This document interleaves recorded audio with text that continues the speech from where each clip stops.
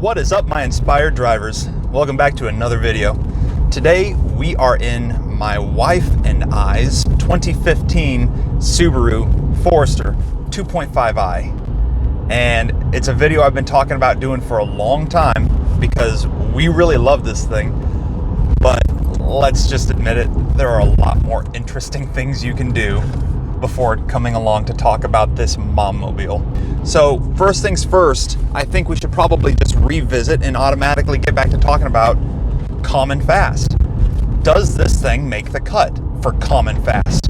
Answer is yes. With 170 horsepower and a really excellent CVT transmission, typically about which I would gag, this car accelerates in a way that you wouldn't expect out of a crossover SUV, minivan, whatever, you know. But we'll talk about the Forester because it really doesn't have that same hateful heritage of being a crossover. You know, a crossover, the reason they're called that is because it's a crossover between an SUV and a minivan. That's where the name came from. And it was a way of making dads who kind of were run by their wives feel good because it wasn't a minivan, it was still an SUV. You know, it got the gas mileage, but it's a crossover, it's not a minivan. That was the idea. Now, basically, everything is just this amorphous, gelatinized blob, and they're all crossovers, it's hard to find a car anymore, let's just say that. But this thing's pretty great. What's the point in having a car like this? A car that's just so boring and so reliable and spiritless, and what's the point? Well, the point is that it allows you to do life. You know, everybody wants to have their fast performance car, and it's important that you do. That's an aspect of life I don't think I'd feel very good without living. But I need a car that allows me to do the rest of my life too. This one, however, is a really good choice for those who aren't willing to make quite that big of a sacrifice. Here's the reason why. Turns out, just for example, this car can take 19mm STI sway bars. Right off the bat, you've got parts availability. You've got some, maybe more, maybe a lot, maybe all. I don't know. I looked up, and just given the amount of time that I spent looking, I wasn't able to find anything for 100% certain. But you can put a lot of performance Subaru suspension parts on this Forester crossover SUV, meaning that with 170 horsepower, a CVT transmission, and get this, a curb weight of only 3,296 pounds. For all of this, only 3,300 pounds. There are sports cars out there that weigh more than this. There are 370Zs and 350Zs with, you know, more horsepower, but they still weigh a lot more than this. My Camaro weighed close to 400 pounds more than this. So what does that mean? That means we have something here that we can work with. I'm not saying it's good. I'm not saying it's great. Would it be better if it was an XT 2-liter turbo model? Absolutely it would. But you know something, that's not always the answer. Just speed for speed's sake and horsepower for horsepower's sake. That's not always the answer. Sometimes what you want is unquestionable reliability and the sense of confidence to know that no matter what the road throws at you, no matter what the weather throws at you, you're going to get where you're going. Once upon a time, I had a real strong desire to build what I was calling a snow fast car. It's kind of like go fast, but you say snow. It's kind of a play on rhyming words, you know, whatever. Until I realized and remembered that my family, we had this. And then, being out here in Oklahoma, one day it finally snowed and I drove this guy to work. It was the most fun I've had in years. This thing in the snow is like a duck in the pond, man. It is where it belongs. It is so happy to be there. It is so competent. It is so reliable. And on top of which, if you've never driven in snow, I highly recommend it. If you've never driven in snow at speed in a safe and responsible way, I also highly recommend that. It's a different kind of performance. It's a different kind of speed. It is a lot of fun. It requires a level of control and specificity in your brake and throttle inputs that you don't get elsewhere.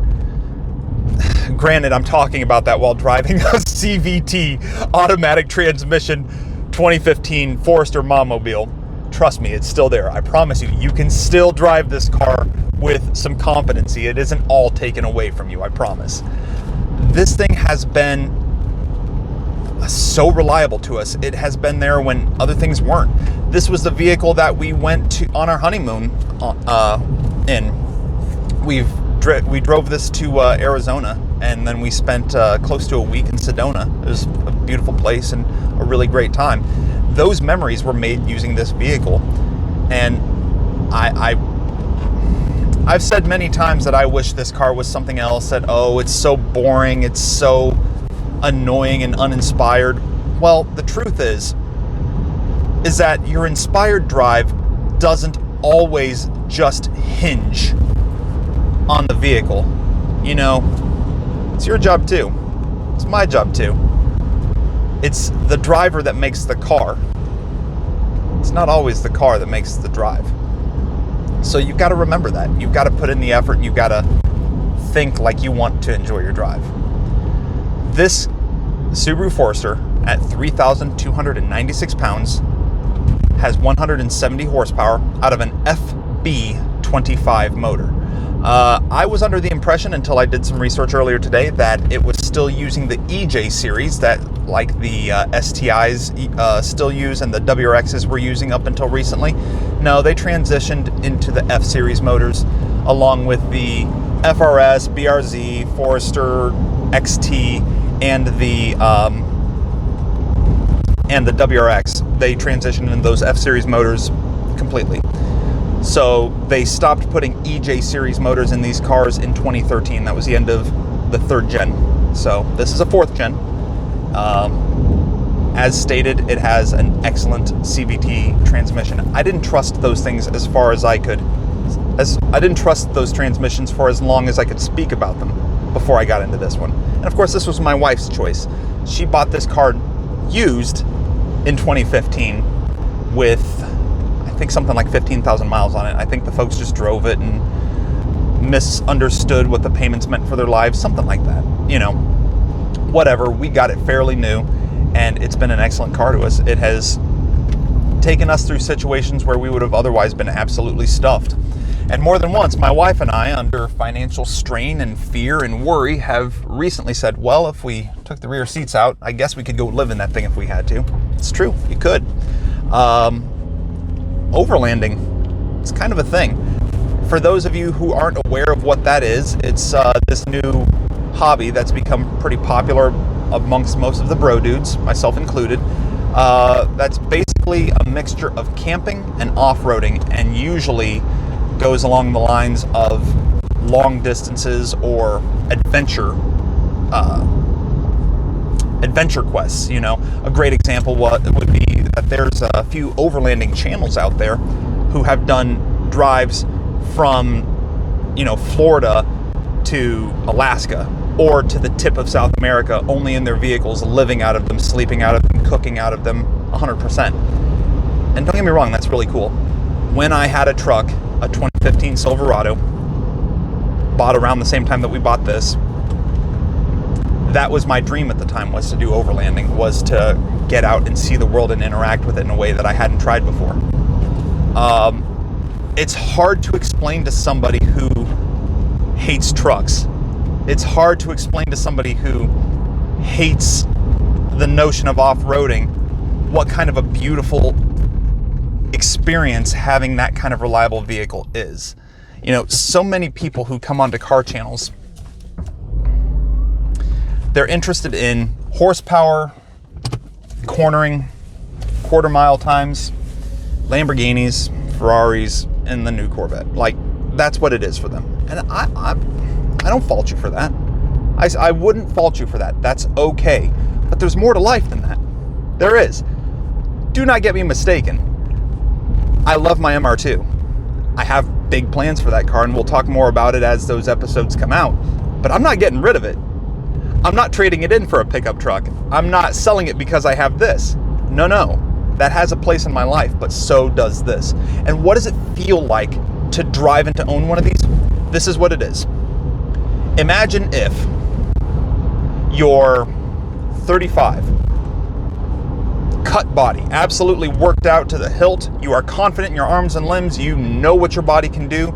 You have 15 years of martial arts training and 32 years of firearms training since you were a kiddo, and you can beat anything and get through any storm and weather any situation, and you've got survivalist training and all these different things, and you just know with beyond the shadow of a doubt that come what may, you're good. You're the toughest guy in the room. You can just feel good. You've got this. It doesn't feel anything like that, but it does feel like your car's like that. It does feel like you can just trust your vehicle and not have to worry about the potholes, about the weather, about whether or not you're getting home, about the breakdown or any of that. Granted, you start getting pickup trucks and older SUVs, sure, you might need to start worrying about breakdowns and things like that as reliability declines over age. That's any car. But a newer SUV, truck, they make you feel safe. They make you feel like you can worry about other things. And that pothole, this one, right there, it didn't do anything to your suspension. It's fine. You don't have a $300 to $1,000 bill waiting for you that you need to limp the car home for. That's what it feels like. All that said, my wife loves this car. It got us through a lot of interesting times in our lives, and it continues to do so. And it turns out that this car, being what it is, doesn't handle too bad. It's actually pretty good. It's obviously not sports car level. It's not going to do anything over the top or crazy, but it is calm and fast. It is that. It will absolutely surprise you and shock you what it's capable of, given the opportunity. Not only that, it'll do it in any kind of weather you ask for, on any kind of surface you ask for, and it'll do it well. That said, I think my wife and I have discussed that we might like to do sway bars on this car at least. Maybe a tire and maybe a brake. Something just to make this guy grip just a little bit better, stiffen up just a little bit better. There are people out there building these things with the understanding that the parts availability and the handling expectations are going to be similar to if you built a WRX or an STI Subaru. Meaning that the old go-by of Subarus being like Legos, where you could just take anything off of an STI and bolt it to a Forester and vice versa, some of that at least is still true. I didn't think it was possible. I thought that the chassis differentiations between this and the STI and the WRX were just too different. It seems that they've at least kept some of that. I know for sure that I can put on an STI 19mm solid sway bar, front and rear, which apparently makes a humongous difference on these cars. So that is something that we may be looking into. I don't think the cost on that or the difficulty of installation would be too serious, so we definitely might consider that. Additionally, another thing that we might consider is looking into some lowering springs. Nothing crazy, and probably not much of a lower either. My wife isn't really into that game. What we'd kind of like though is a nicer spring rate. Something just to make her a little bit stiffer. All of that obviously comes as a compromise when you're trying to, continue to treat this as a go-anywhere car. But it's possible. So what do you get? You've got a 2015 Subaru Forester. You've got some options. You can leave the thing alone and just trust that wherever you're going, you can get there, and it'll be a good sport about it on the way. It's not fast, but it's fun.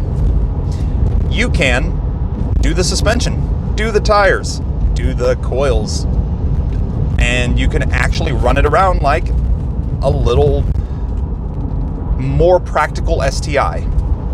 You could do that. Or you can lift it, put on the knobby tires, and try out some overlanding. You can try to see what you like about traveling distances off-road and camping out of the car. All of these things are available with a car as simple as this. And truth be told, they're not super expensive. And at 85,000 miles, I have found this car to be immensely reliable. There have been some hiccups along the way, curiosities about the CVT and a little bit of inconsistent acceleration. I will say that the CVT never has been the most reliable transmission type of all of them out there, but they have this one pretty well dialed. We have not had any major problems. There have been the issues that make you kind of scratch your head and go, is that braking? But you never quite put your finger on it. We've had some of those. I would recommend this car to anyone who just needs something to relax in every now and again, or someone who needs to do some work in the field. It'd be a really great place to set up an air mattress and work, and then camp, and then, you know, maybe if you're on a survey team, or if you're maybe in inspections, something like that, this would be a great vehicle for that. If you needed to do mobile mechanic work, something like that, I would recommend this as well. Again, the weather is going to be the biggest selling point for this car, because where everyone, and I do mean everyone else, gets stuck, this car will not. So that's one of the big deals. The symmetrical all-wheel drive transmission on these vehicles is top-notch, as with all Subarus. I'm a very big fan of it. It has provided a lot of benefits to us over the years. It's not going anywhere. But if it does, my wife has said that she might be interested in a Golf R, or maybe a Forester XT, or maybe something with just a little bit more get up and go. Something like that. We love the all-wheel drive. We love the reliability of it. But I will say, stepping on it,